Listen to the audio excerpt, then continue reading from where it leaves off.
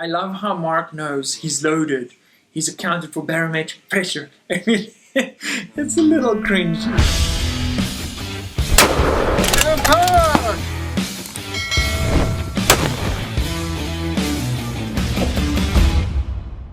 Welcome to the video. In today's video, we are going to be discussing some of the most iconic sniper scenes that you guys voted for on my Patreon page. I've been very fortunate to make a living as a long-range shooter over the last couple of years, so I thought I would break down some of your favorite sniper scenes, list some of the things they got right, and unfortunately go through some of the things they got horribly wrong. So our first movie we're going to jump into, you guessed it, American Sniper. Let's roll. So we're starting out at the training grounds. Chris is currently training with his teammates. One of the things I noticed straight off the bat is how these rifles recoil. They jump up like that. The recoil is not accurate of how a rifle recoils. You guys will notice as these rifles are recoiling, it's almost like the actors were told, okay, cool, you're firing now, just like pretend that your rifles kicked you a little bit. And it seems like they've got more of an up motion, whereas if I show you some footage of a real rifle recoiling, you'll notice the recoil is straight back. And maybe they've overemphasized this in this specific scene, at least that's what I was thinking, to show like, geez, these guys are really bad shooters. But it is a theme throughout the movie that you will see. And yeah, it was quite funny. Now, usually when I watch movies like this, I have to force myself not to look for these little things, but that's not the goal of today's video. In today's video, we're gonna nitpick the crap out of these. Now, this guy gives his little speech here that's a little nauseating. That is in fact true, laying the ankle flat, making sure you're spread out as you're shooting, just to give you a stabler platform. Again, that guy's jumping his whole shoulder back up. Okay, right, so the guys are hitting some steel here. Now you'll notice there's a distinct bullet mark. Now steel targets don't really do that. If you're shooting AR-500 or hardened steel, it just makes a little splash. And also, the target shakes pretty violently. Now I'm assuming the guys are shooting .308 Winchester here, and that's going to knock the steel pretty hard, even at the distances they're shooting. I'm judging this will be at about 200-300 meters. And the plate doesn't shake at all, and you'll see that continuously as we sort of go through the scene. The plates really don't move much, whereas if in real life you were shooting a steel plate, it's got significant amount of movement because there's a hell of a lot of energy that's transferred. See? This has knocked my watch off. There's a hell of a lot of energy that gets transferred when you're shooting steel because that bullet comes to a sudden stop.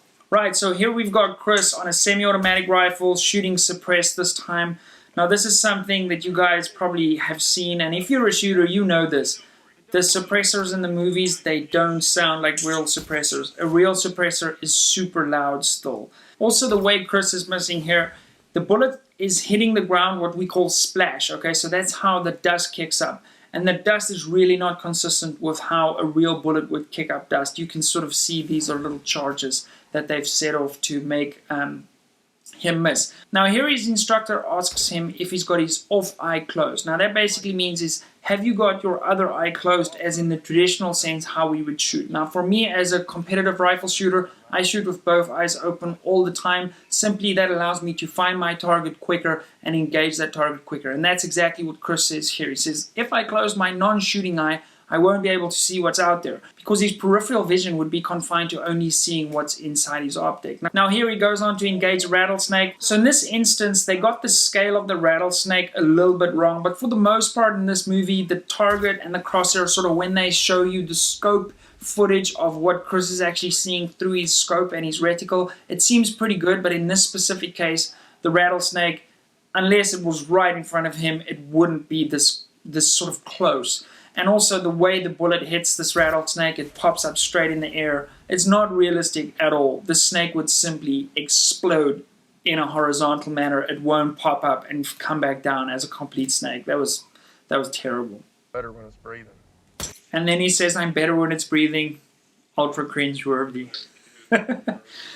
Right, so the next scene is pretty powerful but pretty accurate, except for the underlying theme of super poor recoil, or how the rifle actually recoils back into Chris. He sees a woman come out with what appears to be a Russian grenade. She passes it off to a youngster. He runs up, Chris puts a round in him, immediately rechambers his rifle, racks a fresh round in there. That's very well done, that's very realistic.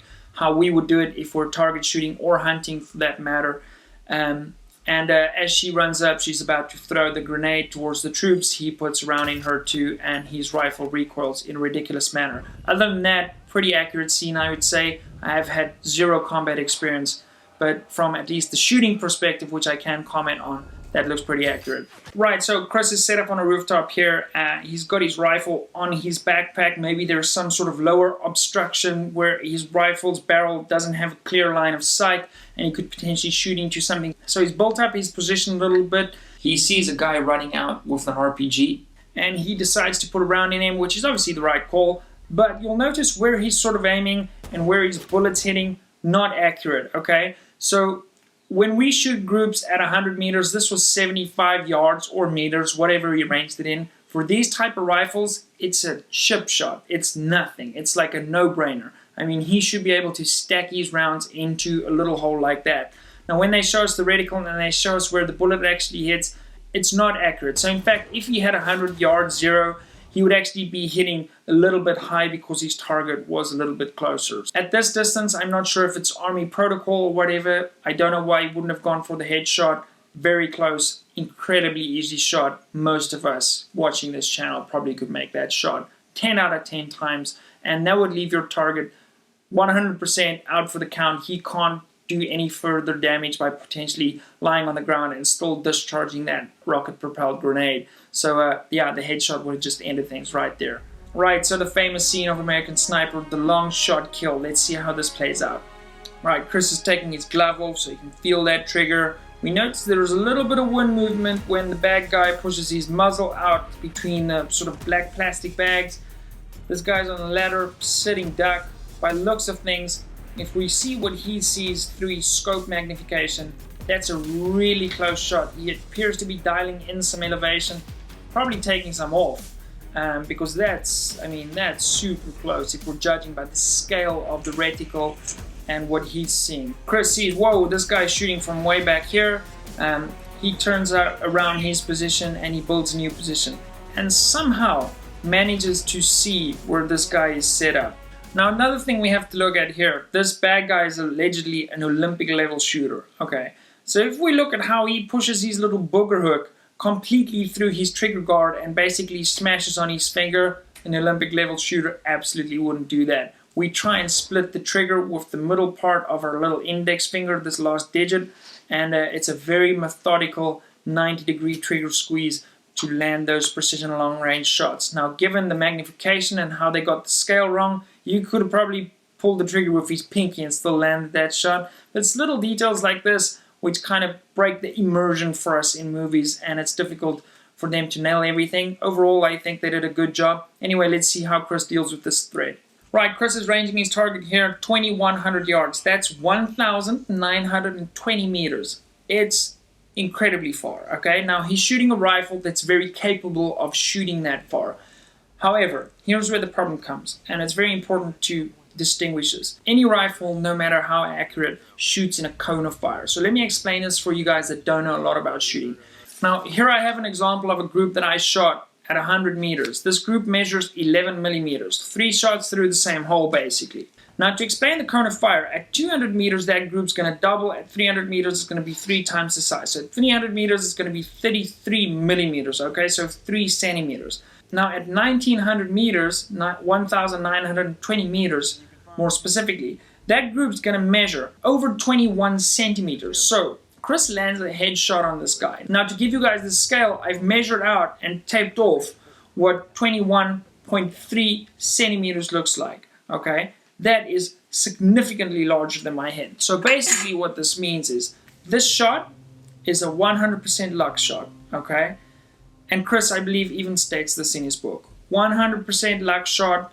I actually don't know how he saw him. Maybe he saw some scope clip or something, because at 1,900 meters, no matter what optic you have, it's very difficult to see a human being, never mind someone that's tucked away. So this was super lucky, and obviously, true story, it did happen. But yeah, amazing. So since this took place, there's actually been a confirmed sniper kill at 3.5 kilometers, which absolutely just blows my mind. And yeah, as a long-range shooter, I know there's a crap load of luck involved in making a shot like that, but it is possible and it does happen. Right, so the next movie we get to is a movie called Shooter. It stars Mark Wahlberg, who's apparently super anti-gun but makes a living doing gun movies predominantly, which is ironic. Anyway, so the movie opens up, Sniper and his spotter are up on a little hillside providing overwatch. They see a target rolling in. The spotter gives him some wind calls and so on, but at no point in the first clip does he give our sniper an indicated lead on what he must lead the target with. So keep in mind, if I'm shooting at a long distance at a moving target, over and above the wind I have to hold off. So if this is my target and there's a little bit of wind, I'm not going to get into specifics, I have to aim slightly off the target. If there was no wind, I'd aim dead on the target. Now if there's wind and the target is moving, you'd have to add an additional hold. Now the spotter doesn't give him this, but yet Marky Mark lands a perfect headshot in the back of the guy's head and immediately racks another one into the driver, which sends the car off the road and crashes and looks super cool, but completely unrealistic. To hit 2 headshots in a row at 900 something yards on a moving target is nuts. It ain't happening. Now throughout Shooter, the one sort of underlying theme, as we had an American Sniper with the ridiculous recoil, is first of all, the rifles barely recoil in Shooter. Okay, and the other thing they did completely wrong is the scale of what things look like in the crosshairs with Mark Wahlberg's character is completely off. Everything looks super close. If you're shooting something at 900 yards, it's going to be pretty small in your reticle no matter what optic you have. So yeah, just little details like that sort of break the immersion. Obviously, for a viewer's pleasure, it's going to look super crap if the image is super far away, as it would be realistically. With the crosshair on, you wouldn't really be able to see what's going on. So I get why they do that. But still, just bring the distances closer then and make the shots realistic, I guess. So after the good guys have made it clear, there's more enemy forces approaching. Now this time, which is quite funny, his spotter actually gives him a lead on this target. But if you look at the angles, that truck is driving straight towards him. So you wouldn't necessarily have to have any lead. You'd possibly just have to hold under a little bit because the guy's going to be driving into your bullet, so the range will actually be a little bit shorter than the last time he's given you a range estimation. But you wouldn't need to lead a target that's hitting right for you, would you? It makes no sense. So Bob Lee's shooting center mass, which is what you should do in a situation like this. Shoot the biggest target that you possibly can. Okay, he takes the guy off the back here, and then he appears to shoot the driver. But if you look closely, they made a big error here, and the window of the truck doesn't actually break, even though he shoots him through the front window. Also, this guy on the back of the truck, the technical with the machine gun on the back, which muzzle flash looks ridiculous, by the way. Who's he shooting at? He doesn't know there's a sniper over there. What's he doing? He's like shooting rounds of fire into the air.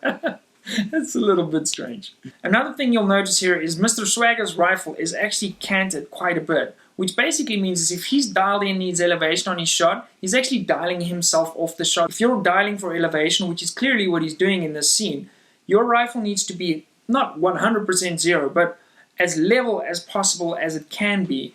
Otherwise, you will be missing your shots because you've actually dialed yourself off the side of the shot. And then you always gotta love the tire squeal on gravel roads. Seriously? Really? Okay, again, he gives him a lead call there for something that he doesn't need a lead call for. And now everyone's getting out and just blasting off into this mountain where they think the sniper and his spotter are. Right, so from this point in, Mr. Swagger just takes some headshot. Donnie's giving him some great calls, and he makes light work of these guys. One thing to note though is the flight time of bullets is also generally very wrong. At these kind of distances, modern calibers will take about a second to reach their target. Okay, so after you go click, it takes about a second to get there, and then the guys downrange will hear the sound of the actual gunshot a little bit later than that. But it's not an instant thing, like the bullet doesn't get there instantly. So you got to account for it, and that's why just now when we're speaking about lead, adding additional lead, because the bullet actually takes a while to travel downrange. I mean, the sort of modern bullets we're shooting, they would be shooting something at about 2,900 feet per second. Okay, it's very fast, but it does take a while to cover that distance. Right, so a little bit later in the scene, Mark is now pinned down by a helicopter. It's doing its final sort of run on him to take them out, and he actually takes a shot at the top of the rotor. Now, I don't know if the helicopter's flying straight towards you, why you wouldn't shoot the pilot, because this section of the pilot's torso is pretty large, and you would definitely put the helicopter down. Whereas you shoot the rotor, you might get unlucky, not do enough damage to actually down the helicopter. In this case, obviously he does because it's a movie, but I would have definitely probably taken that shot at the pilot instead, because then you know the helicopter is going to go down. He can't do an emergency landing and repair and do further damage later. So put one in the pilot, send them to the ground, put that thing in a pile of smoke. That's what I would have done. But overall, a very makeable shot, I would say, in this scenario. He's prone, he's very steady, competent shooter, helicopters flying straight towards you. Yeah, you could make that shot.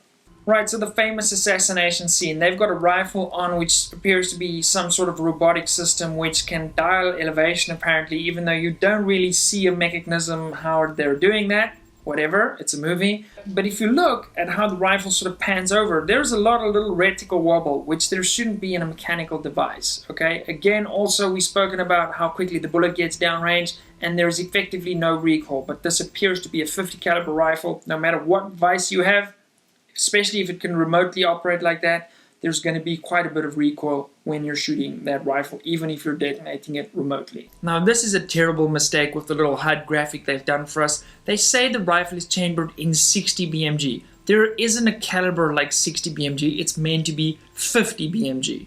I love how Mark knows he's loaded. He's accounted for barometric pressure. I mean, it's a little cringy. But it was accurate how he said the guy's using the sort of presidential flags as wind estimations, and that's very realistic. So this scene's pretty cool when you look at it at face value, but when you start dissecting it, it's a little bit cringy. Okay, so Mark's seeing if the shot is possible. At a mile, could somebody assassinate the President of the United States? Okay, spoiler alert, it's possible. However, so he's shooting some canned food at a mile. Now again, he's ranging it with his rangefinder, little dialogue with his dog, which I love. And but when we get on the scope footage of what he's actually seeing, it appears like he's shooting that can at maximum 200 meters, but probably closer if you look at what it looks like through his reticle. I do like how they show that he's got his little data book there with his dope data on previous engagement. He's dialing a little bit on his turrets. They actually show how his reticle comes down as he's dialing on his windage turret, which is hilarious because it's the other way around. Has a little chat with his dog. So if Bob Lee really is an animal lover, there is absolutely no way he would shoot a 408 Shy-Tac with a muzzle brake a couple of feet away from his rifle. It would absolutely destroy the dog's hearing. And we're going to engage this can of whatever it is. Single loads, despite that he's got a magazine fed, which is realistic. A lot of people would do that when training. Now if you look closely here, you'll notice this bullet vapor trail come in and hit this target. Now that's completely factually incorrect, physically incorrect. The vapor trail, which we will see in very far shots, depending on the conditions, will actually come from the top. Because the bullets, by the way, how cool does this look? The slow-mo they've done, everything, super cool. But then if we rewind this little section, you'll see that the bullet actually runs from the bottom of the screen into the can of whatever it is. But in real life, the bullet would actually arc this way and fall into the can. Makeable shot, again, like we said just now, even if you've got a rifle that can shoot tiny, tiny little groups, there's a whole lot of luck involved in making a shot like that, just because of the statistics at a mile. Again, a mile easier than 1.9 kilometers as in American Sniper, but again, a lot of luck involved in hitting this size target at a mile. Certainly can be done though. So in this little clip here, which actually plays a vital role in the movie later on, Bob Lee is seen fiddling with the firing mechanism of his rifle. Now he appears to take the firing pin out of the toolbox, tries to reinsert it back into the bolt, and then puts it back into the toolbox. So I think the editor just didn't cut it at the right spot. The final scene of Shooter, the bad guy's got a sawn-off shotgun taped to his hand. He's claiming that if Bob Lee shoots him in the face, that his spasm will shoot off the shotgun, killing his hostage, which is Bob Lee's little sweetheart.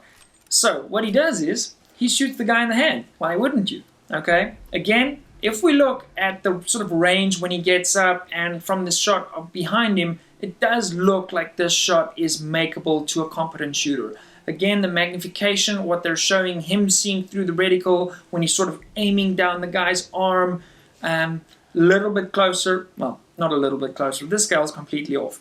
But again, as we said earlier, they want us, the viewer, that doesn't necessarily know a lot about shooting, hence they get away with all of this crap, to see what sort of Bob Lee is seeing without it being super, super far. But from everything I can see, it's a makeable shot.